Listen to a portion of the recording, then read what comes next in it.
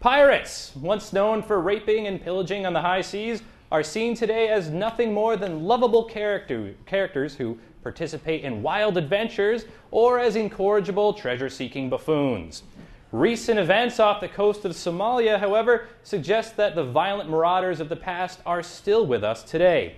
The east coast of Africa alone sees hundreds, if not thousands, of brazen attacks every year. In just the last week, there have been reports from the Indian Navy that members of their special forces seized a pirate mothership, a floating base that was used to launch dozens of deep-water attacks against freighters and ocean liners in and around the Gulf of Aden.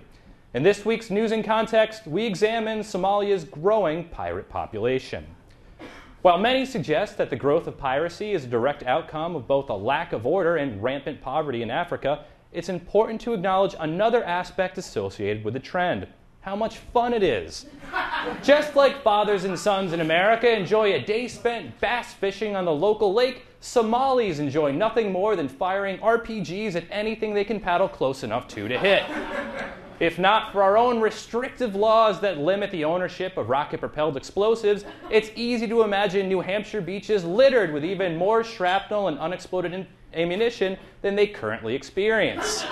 Anyone who's ever been to Hampton Beach in July and has returned to tell the tale certainly knows that this would be a staggering amount.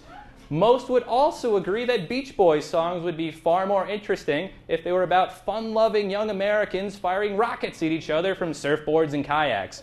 Not to mention how much more exciting beach cookouts would be if people were getting actively shelled. And the limbo is a far more challenging test of skill when you have a hot chunk of old Soviet ordnance lodged in your skull. This is not to say that piracy is acceptable.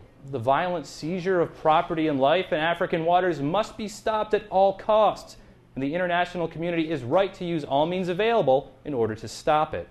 One can't help but suspect, however, that had a fraction of the money and time now being spent protecting Saudi oil tankers been used to prevent the violent seizure of property and life in Africa, then maybe piracy wouldn't seem more like an abnormality, as it should be, than what it currently is, the Somali equivalent of an entrepreneurship.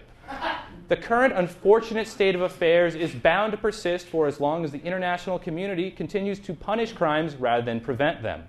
Piracy, in one form or another, will continue because it's better than the other career option widely available to many in the third world: being dead. It's true. A Somali pirate doesn't share the romantic glamour of a Hollywood swashbuckler, nor does he enjoy the perks of pirates who work closer to our own shores, like a bigger boat or a $1 trillion bailout. He does, however, have one thing that at least 10 million Americans can appreciate: job security. And that was the News in Context.